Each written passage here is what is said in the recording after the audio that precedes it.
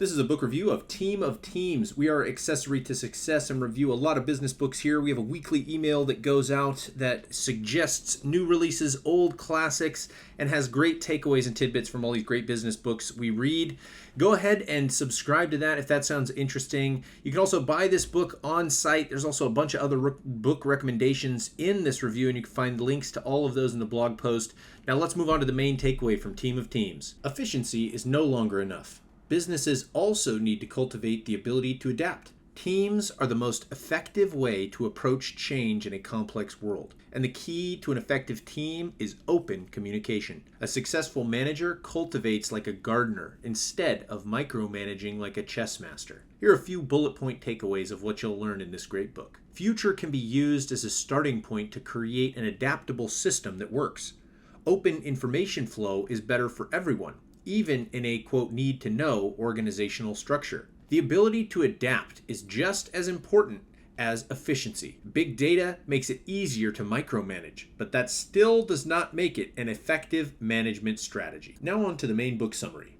Managers often view themselves as chess masters, where each piece is static and forces working against an organization are polite enough to take turns.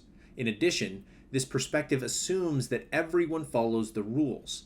The idea of management is incorrect, according to General Stanley McChrystal in Team of Teams, because the world is more complex than a chessboard. Another book with a lovely chess analogy and story of how specialized expertise can become old news is Range. In addition, businesses are built to be as efficient as possible. What if efficiency on its own is not enough? In the early 2000s, the United States military was struggling to capture terrorist leaders, despite having more manpower and better training and superior technology. McChrystal headed the special task force responsible for capturing one of al-Qaeda's key operatives. In diagnosing the problems the military was facing, McChrystal uncovered some fundamentals that every manager should understand. Efficiency is no longer king. Organizations also need resilience and ability to adapt. This is achieved through teamwork because the world today is a complex system with too much information for one person to process. This topic is supported greatly in the book Creating Magic.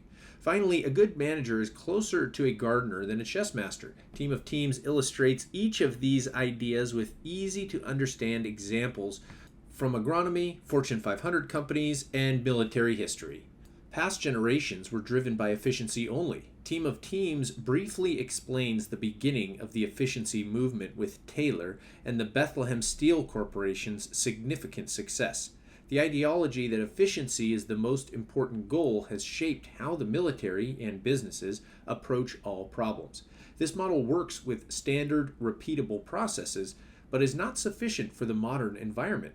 McChrystal explains efficiency is no longer enough for a business to be successful. This point is driven home well in the founder of Behance's book, The Messy Middle.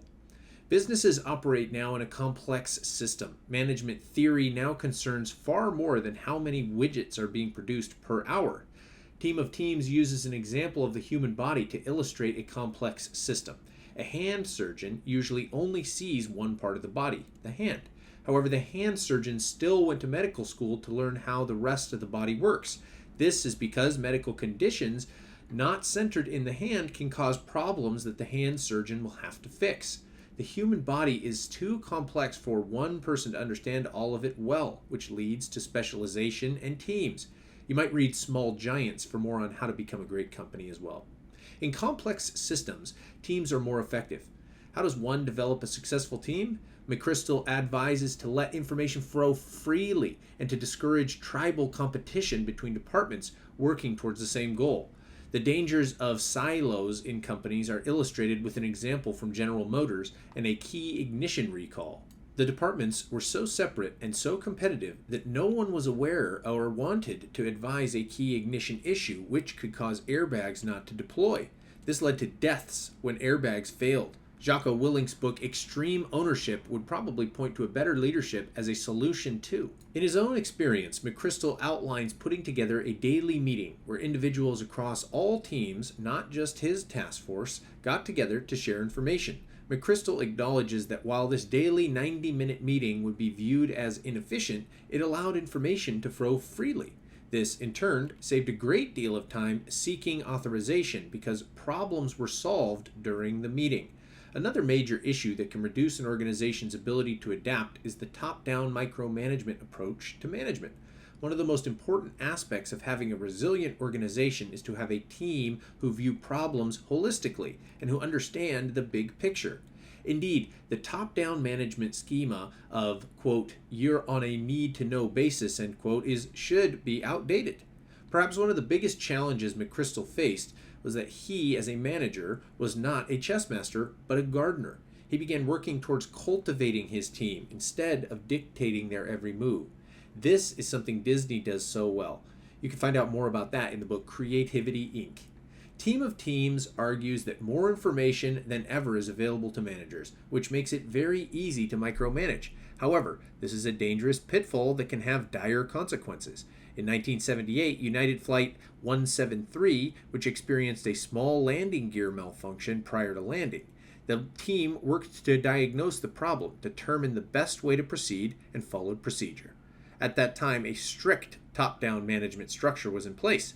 When an engineer asked repeatedly to check the fuel gauge and land, he was ignored.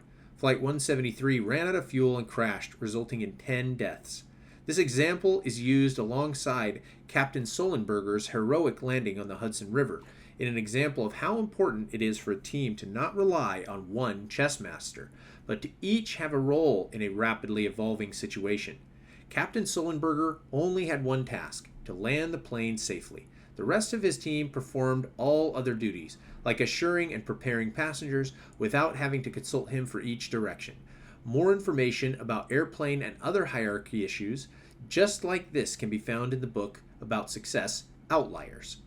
Now more than ever, it has become apparent that the ability to adapt to rapidly changing environments is an important tool for managers in every section to have. General McChrystal faced a rapidly changing environment and successfully transformed his task force to take on those challenges by creating a team of teams.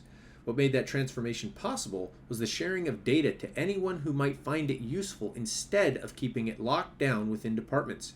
He also worked to redefine the manager's role from chessmaster to gardener.